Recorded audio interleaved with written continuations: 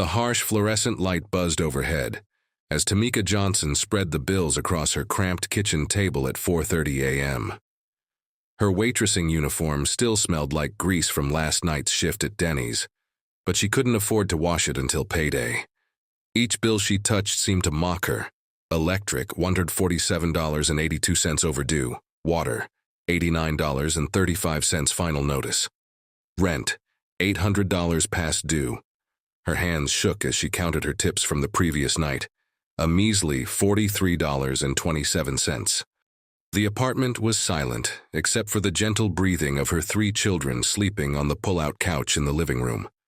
Xavier, her eldest at 8, had kicked off his thin blanket again. 6-year-old Zara was curled up against her little sister Kenya, who at 4 still sucked her thumb in her sleep. The sight of them made Tamika's chest ache with a mixture of love and desperation. The eviction notice on their door gave them until Friday, just 3 days to come up with $800. Her manager had already denied her request for extra shifts, and her mother's phone had been disconnected last week. She'd called their father, but like always, his number was no longer in service. Her phone vibrated. A text from DeAndre. "You sure about tomorrow? My guy says he can move the merchandise fast. Easy money." Tamika's fingers hovered over the keypad. She'd helped DeAndre with merchandise acquisition twice before, but never with the kids in tow. The first time had paid $300, the second almost $500. Both times she'd sworn it would be the last. But now. "What time?" she typed back. "Meet me at Riverdale Mall, 9 a.m. Harrison's got that big summer sale, security stretched thin."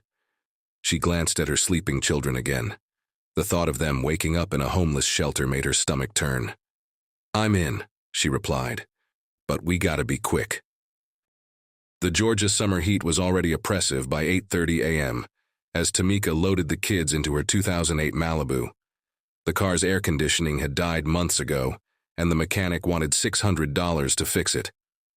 Xavier climbed in first, his worn Spider-Man backpack clutched to his chest. "Mama, I'm hungry," Zara whined, dragging her favorite doll by one arm. "Me too," Kenya echoed, clutching her teddy bear, the last gift their father had given her before he disappeared. "We'll eat after I take care of some business," Tamika promised, knowing the words were hollow. She had half a box of cereal at home and 2 slices of bread. The kids had split the last packet of ramen noodles for dinner last night, while she pretended she wasn't hungry. The car protested as she turned the key, the engine coughing 3 times before finally catching. The radio was stuck on AM, filling the car with static and fragments of talk shows as they pulled out of the apartment complex. The Riverdale Mall parking lot was half empty when they arrived. Tamika chose a spot away from other cars, but still visible from the main entrance. The morning sun beat down on the Malibu's black exterior, already turning the interior into an oven. "Listen up," she said, turning to face her children. "I need to handle some business inside. Xavier, you're in charge. Keep an eye on your sisters." "How long will you be gone?" Xavier asked, his young face already showing worry lines no 8-year-old. "Not long. Hour tops. Keep the windows cracked for air. Here." She handed him her dead phone, knowing he couldn't call anyone but hoping it would make him feel more secure. "If anything happens, go find security." Inside Harrison's department store, the blast of air conditioning made Tamika shiver. DeAndre was already there, pretending to browse the men's section. They'd planned this carefully. Designer clothes were their target, specifically items that could be easily resold. Polo shirts, designer jeans, small accessories. Quick cash, no questions asked. "Your kids okay out there?" DeAndre asked quietly as they met between racks of clothing. "They're fine," Tamika snapped, already regretting her decision but seeing no other choice. "Let's just hurry." They moved through their routine with practiced efficiency. A shirt here, a pair of jeans there, always staying casual, never drawing attention. What they didn't know was that loss prevention had spotted them immediately. Their movements were textbook, the way they checked for security tags, how they drifted apart and came back together, the careful positioning of merchandise. Time seemed to crawl. Tamika checked her watch obsessively. 30 minutes passed. 45. The pile of merchandise grew, carefully concealed in shopping bags from other stores. The summer heat outside crept into her thoughts. The kids would be getting hotter. The first sign that something was terribly wrong was the screaming. Tamika heard it even from deep within the store. Then came the mall's fire alarm, its shrill warning sending shoppers into confusion. She ran to the store's entrance, her arms still full of stolen merchandise, and saw the black smoke rising from the parking lot. Her heart stopped. Even from this distance, she could tell exactly where the smoke was coming from. The spot where she'd parked, where she'd left her babies. The sight of her car consumed by flames would haunt Tamika for the rest of her life. The stolen merchandise fell forgotten from her arms as she ran toward her children. Two women, Shanice Williams and Kendra Thompson, had seen the smoke and rushed to help. They'd managed to pull Xavier, Zara, and Kenya from the car just minutes before it was completely engulfed. Kenya's face was burned, her tears cutting tracks through the soot on her cheeks. Zara couldn't stop coughing, the smoke having filled her small lungs. And Xavier just stared at his mother with an expression that broke something inside her. It wasn't anger or fear in his eyes. It was understanding, as if he'd always known she would fail them like this.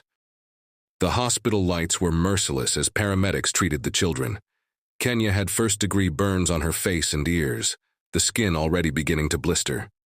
Zara and Xavier were treated for smoke inhalation, oxygen masks making them look smaller and more vulnerable than ever. The police officers were surprisingly gentle as they placed the handcuffs on Tamika's wrists, reading her rights as she watched the medical team work on her children. The evidence against her was overwhelming. Security footage of the shoplifting, witness statements about the children left in the car, the medical reports of their injuries. The courtroom was packed for her sentencing. The local news had picked up the story. Mother leaves kids in car to shoplift, car catches fire. The judge's voice was cold as he read out the charges: child neglect, attempted shoplifting, child endangerment.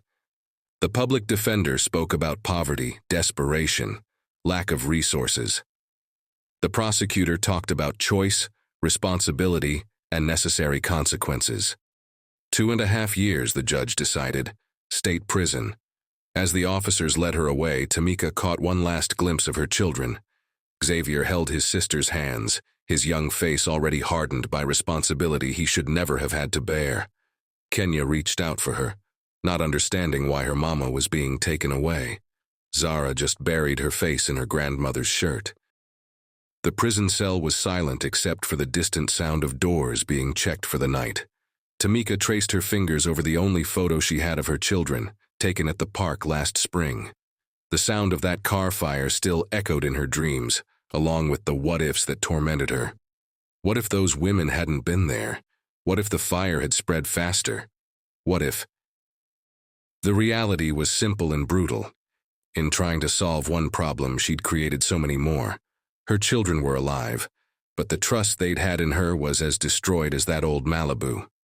Some mistakes, she learned, leave scars that never truly heal, and some prices are too high no matter how desperate you are.